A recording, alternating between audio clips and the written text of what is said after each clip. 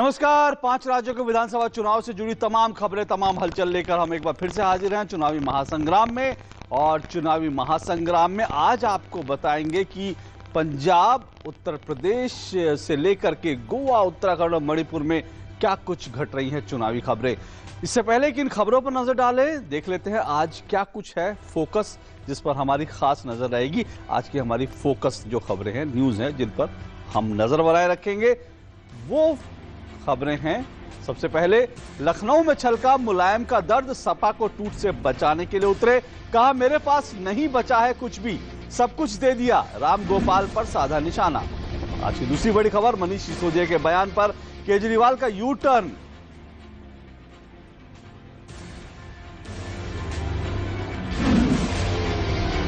और आज की तीसरी बड़ी खबर हम आपको जो बताएंगे वो दादरी की तस्वीर आपको दिखाएंगे। वोट यात्रा में बात होगी दादरी की, चुनावी माहौल में लोगों की उम्मीदों पर सीधी ग्राउंड रिपोर्ट। तो ये 3 बड़ी खबरें हैं जिन पर आज हम बने हुए हैं, इनके बारे में आपको बताएंगे विस्तार से। मुलायम का कैसे दर्द छलका, केजरीवाल ने क्यों लिया यू टर्न। पहले बात मुलायम सिंह समाजवादी पार्टी की। समाजवादी पार्टी में बीते 11 दिनों से चल रहे विवाद के बीच आज मुलायम सिंह यादव पार्टी कार्यालय पहुंचे। मुलायम सिंह ने कार्यकर्ताओं से कहा कि पार्टी को टूटने नहीं देंगे और कहा कि मैं पार्टी में एकता बनाए रखूंगा। उन्होंने कहा कि राम गोपाल नई पार्टी बनाना चाहते हैं, इसलिए उन्होंने चुनाव आयोग से मोटरसाइकिल सिंबल भी मांगा है।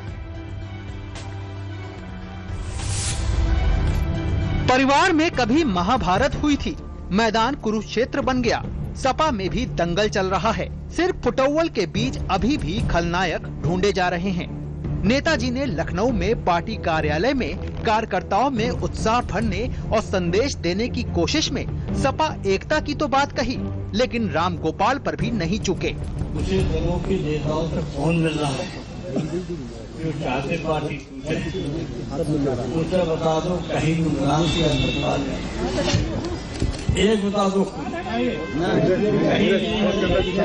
हमारे यहाँ दूसरी पार्टी के नेता आए शिष्टाचार मिलने, तो मैंने उसका सम्मान किया, सब किया, लेकिन पार्टी के संबंध में बात करने के लिए आप तक दूसरी पार्टी के सामने दूसरे नेताओं से बात करने के लिए नहीं।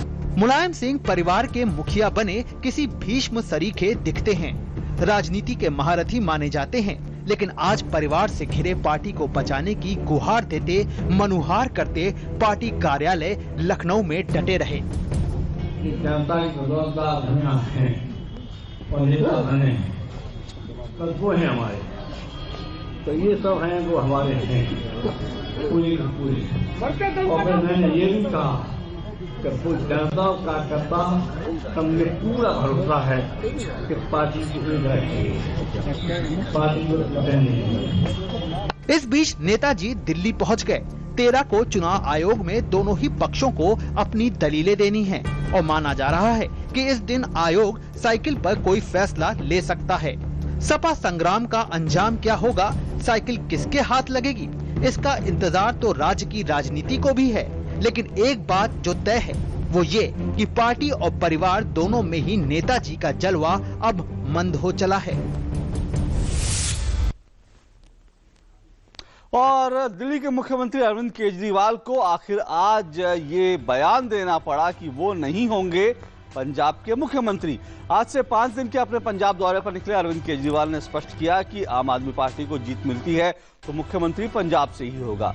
दरअसल मंगलवार को दिल्ली के उप मुख्यमंत्री मनीष सिसोदिया ने मोहाली की चुनावी सभा के दौरान कुछ ऐसे संकेत दिए कि पंजाब में केजरीवाल मुख्यमंत्री पद के दावेदार हो सकते हैं।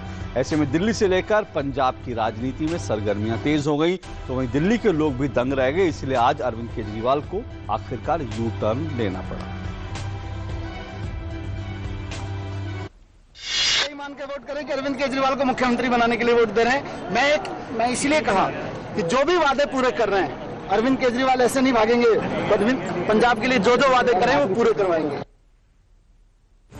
नाराजगी और विरोध के बीच केजरीवाल पंजाब दौरे पर निकले तो उन्हें कहना पड़ा कि आप पार्टी का मुख्यमंत्री अगर कोई बनता है तो वो पंजाब से ही होगा, लेकिन बयानों से बदलने वाले दस्तूर में अभी भी कुछ भी मुमकिन है। वैसे भी दिल्ली में केजरीवाल के पास किसी भी विभाग की कोई जिम्मेदारी नहीं है, सारी जिम्मेदारी मनीष के खाते में है। केजरीवाल तो दिल्ली के मुख्यमंत्री पद की जिम्मेदारी संभाल रहे हैं, लेकिन मौका देखते वो इसे भी छोड़ फरार होने की जुगत में दिखाई देते हैं और पिछली बार दिल्ली चुनाव से पहले अपने इसी भागा दौड़ी के लिए माफी मांगने के साथ वायदा भी किया था। लेकिन नए नए थे राजनीति में, एक सबक तो सीख लिया जी राजनीति का, कुछ भी हो जाए इस्तीफा नहीं देना। और एक और चीज है, बुरा मत मानना, 28 सीट दी थी जी पिछली बार, 28 सीट में तो 49 दिन ही मिलेंगे। इस बार 50 सीट देना, 5 साल काम करके दिखाएंगे।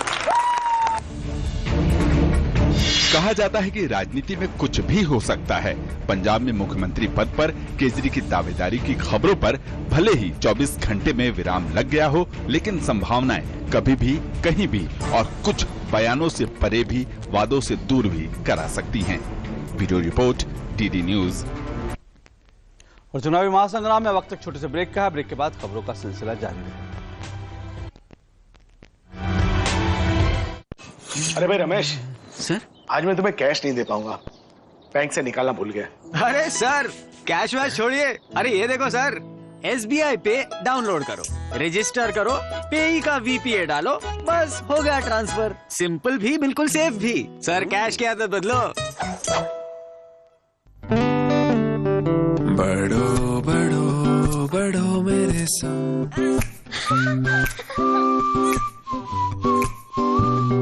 बढ़ो बढ़ो बढ़ो मेरे संग, बढ़ो बढ़ो बढ़ो बढ़ो।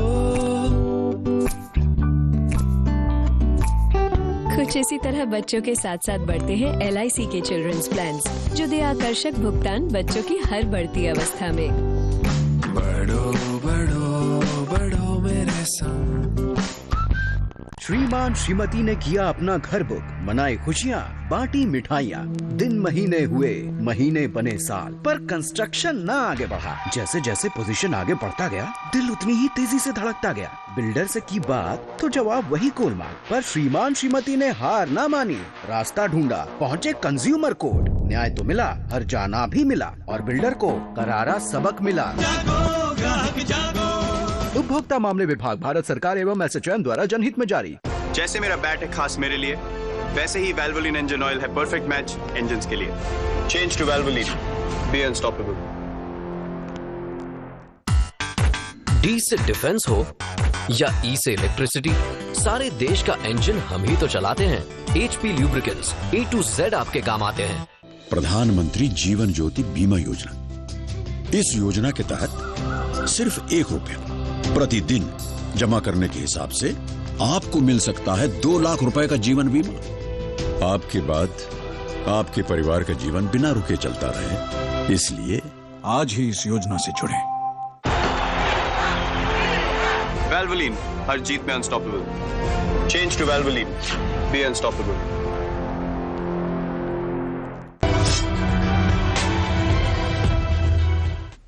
चुनावी महासंग्राम में आपका एक बार फिर स्वागत है और आप बात करते हैं उत्तर प्रदेश की। चुनावी समर में जब वादों की बात होती है तो बड़े और लुभावने वादे होते हैं और नेता चुनावी मैदान में उतरते हैं तो अपनी उपलब्धियों का खूब बखान भी करते हैं, गुणगान भी करते हैं। लेकिन उत्तर प्रदेश विधानसभा चुनाव में फिर से एक सवाल सियासत के सामने है कि आखिर गन्ना किसानों के हालात कब सुधरेंगे और क्यों हर बार इन मेहनतकश किसानों के हाथों में सिर्फ वायदे ही आते हैं, खाली वायदे।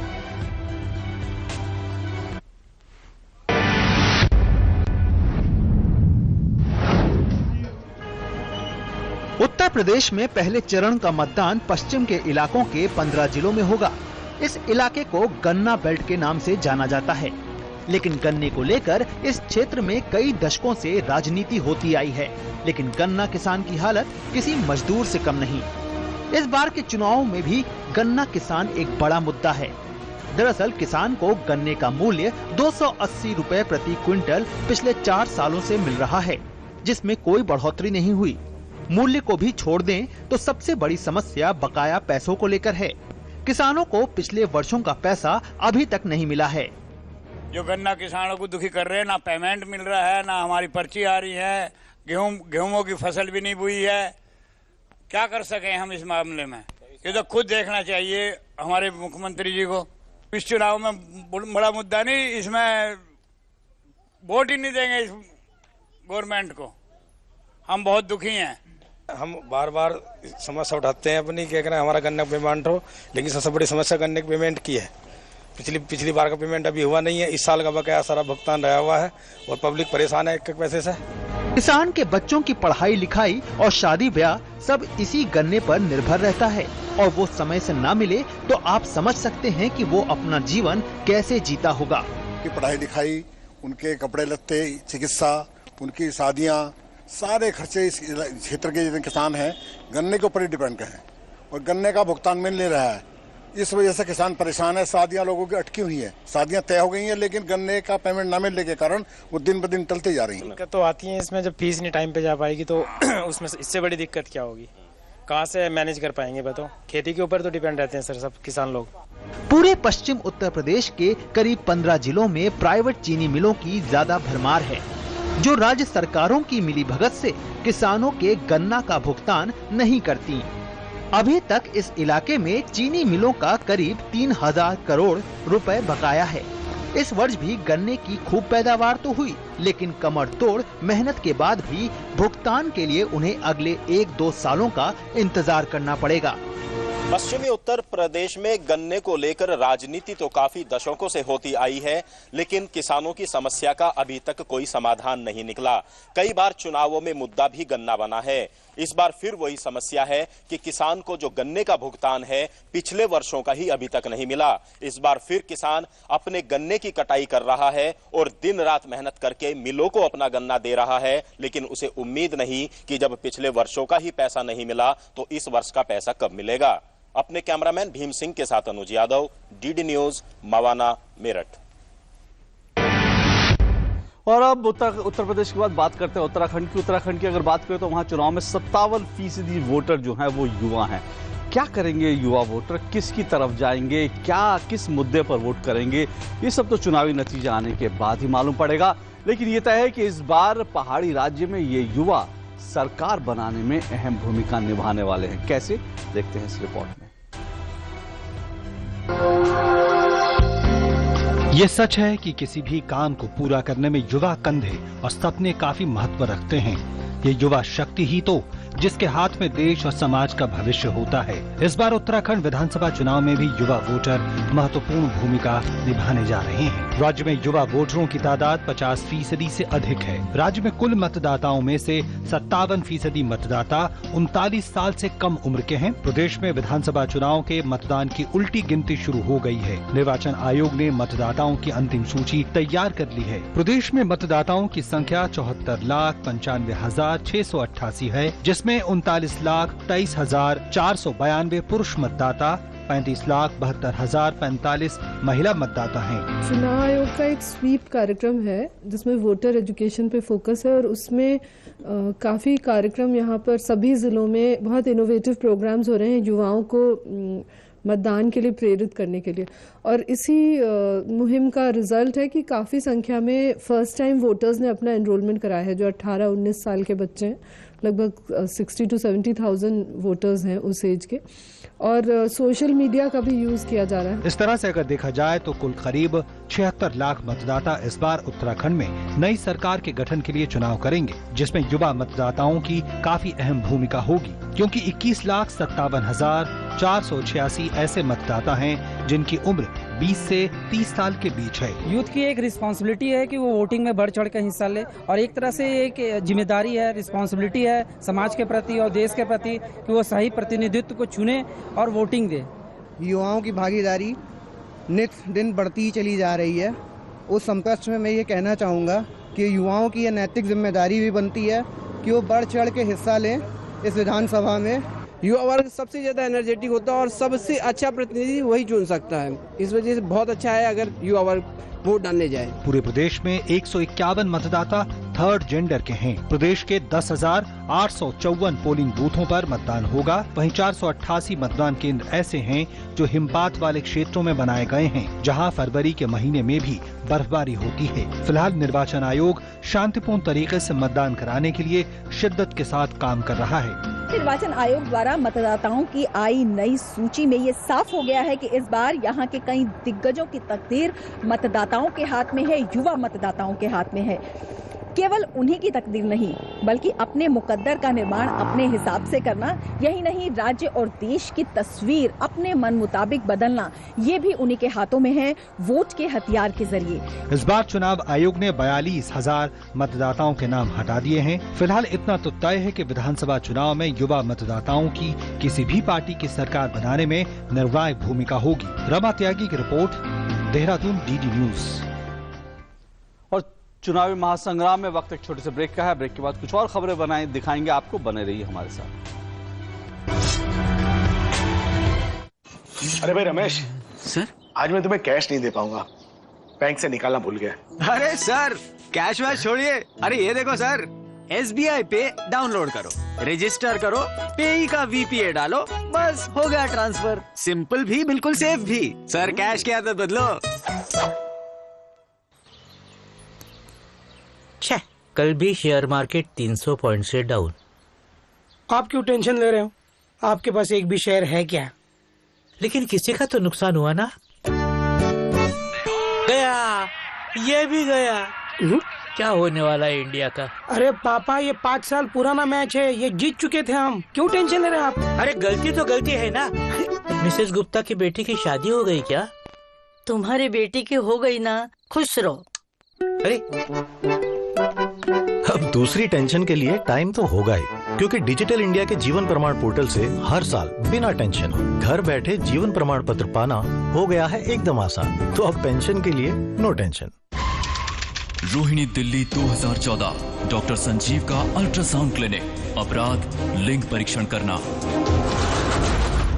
कुरुक्षेत्र हरियाणा 2015, तांत्रिक बाबा, अपराध लिंग चयन में सहयोग व प्रचार। फरीदकोट पंजाब 2014, गर्भवती महिला के पति और सास, अपराध लिंग परीक्षण करवाना। PCPNDT एक्ट के तहत लिंग जांच या चयन करना या करवाना या इसमें किसी भी तरह का प्रचार या सहायता करना कानूनन जुर्म है। इसमें 5 साल तक की सजा और 1 लाख रुपए तक का जुर्माना हो सकता है। जांच करने वाले डॉक्टर का लाइसेंस रद्द किया जा सकता है। मार्च 2015 तक ऐसे 271 केसेस में सजा सुनाई जा चुकी है। दीवारों के भी कान होते हैं, कब समझोगे? जेल जाने के बाद। लिंग चयन के विरुद्ध आवाज उठाएं, अपने जिला अधिकारी को तुरंत सूचित करें। प्रधानमंत्री ग्राम सड़क योजना ने हम गाँव वालों के लिए तरक्की के रास्ते खोल दिए। सड़क के गड्ढों की फोटो खींच रहे हो? कोई खास बात है क्या? अरे काका, मेरे मोबाइल फोन में मेरी सड़क ऐप है, जिससे प्रधानमंत्री ग्राम सड़क से जुड़ी कोई भी जानकारी सरकार तक भेजी जा सकती है। सड़क से जुड़े सुझाव या शिकायत पर सरकार वाजिब कार्यवाही करती है। प्रधानमंत्री ग्राम सड़क से जुड़ी कोई भी बात, मेरी सड़क एंड्रॉइड ऐप अब हर पल मेरे साथ। मैं ये नहीं पूछूंगा कि आप शौच के लिए कहाँ गए। मैं ये भी नहीं पूछूंगा कि अगर आप खुले में शौच के लिए गए तो क्या आपने अपने बच्चे की जान को खतरे में डाला? क्या आपके गांव की बच्चियों को खुले में शौच करते हुए किसी ने बुरी नजर से देखा? आप खुद समझदार हैं, सक्षम हैं। आप ये तो जानते ही होंगे कि हमारे देश में 70,000 से ज्यादा गांव के लोगों ने खुले में शौच की प्रथा को खत्म कर दिया है। गांव के बच्चे, महिला, पुरुष सब इस लक्ष्य में जुटे। निगरानी समितियां बनी जिन्होंने खुले में शौच कर रहे लोगों को समझाया, शौचालय बनाए, उनका इस्तेमाल करना सिखाया। क्या आपका गांव भी बनेगा खुले में शौच से मुक्त? आइए स्वच्छ भारत अभियान से जुड़िए। अब नहीं तो कब?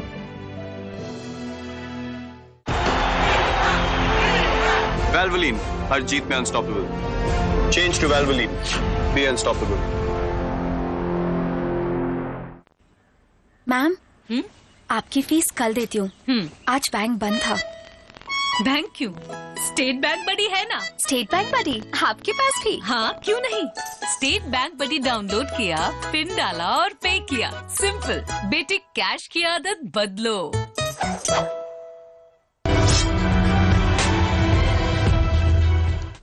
चुनावी महासंग्राम में आपका एक बार फिर स्वागत है और अब बारी है वोट यात्रा की। वोट यात्रा में आज आपको ले चलते हैं उत्तर प्रदेश के दादरी में।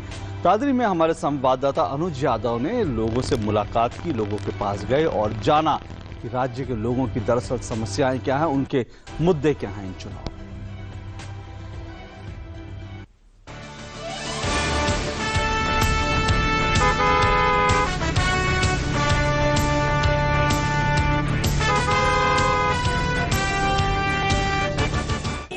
उत्तर प्रदेश की जनता को एक बार फिर मौका मिलने जा रहा है अपनी नई सरकार चुनने का। जी हां, पहले चरण में उत्तर प्रदेश के अंदर पश्चिमी उत्तर प्रदेश में चुनाव होगा और हम पश्चिमी उत्तर प्रदेश के गौतम बुद्ध नगर जिले के दादरी विधानसभा में पहुंचे हैं ये जानने के लिए आखिर यहां की जनता किन मुद्दों पर इस बार वोट देना चाहती है, क्या है उनके जहन में, क्या है उनके मन में। आइए दादरी के अलग अलग इलाकों में हम आपको लेकर चलते हैं। दादरी की सबसे बड़ी समस्या क्या है इन चुनाव में, वो कौन सी समस्या है जो उठनी चाहिए? दादरी की सबसे बड़ी समस्या रोड की है। हमारा नहर बाईपास रोड है, इससे काफ़ी जनता गुजरती है और उसका विकास नहीं हुआ। नहर बाईपास का रोड बिल्कुल ठप पड़ा, उधर से आने जाने की बहुत परेशानी है। यहाँ पर विकास कुछ भी नहीं हुआ है जी। यहाँ से हमारे यहाँ से मंत्री भी रहे हैं और लेकिन उसके बावजूद यहाँ कोई भी विकास किसी भी तरह का नहीं हुआ है। बिजली की, पानी की और सबसे ज़्यादा मुख्यमंत्री हमारे जो मायावती रही हैं वो जनपद की हैं, इधर की बादलपुर की। उसके बावजूद भी यहाँ कोई ना पढ़ाई का, ना लिखाई का, ना किसी भी मामले में मतलब सब पिछड़ा हुआ है।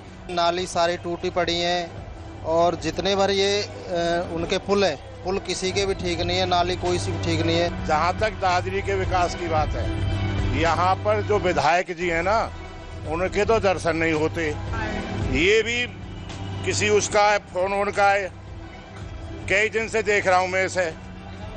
1 महीना हो गया खाली पड़ा है, कोई रात में एक्सीडेंट हो।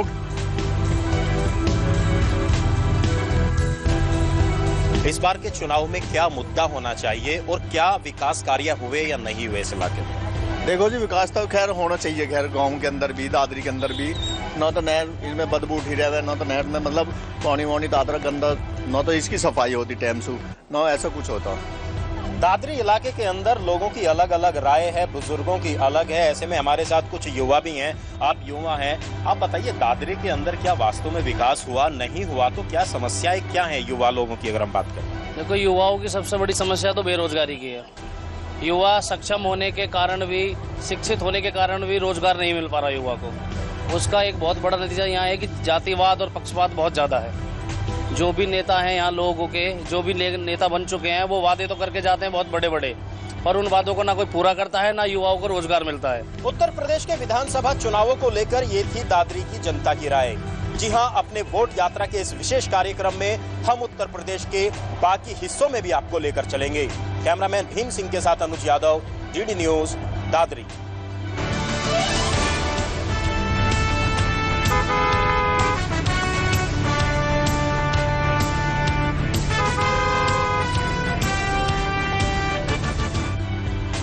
तो दादरी से आपने देखी हमारी आज की वोट यात्रा और अब चुनावी महासंग्राम में बारी है चुनावी टॉप 10 पर नजर डालने की।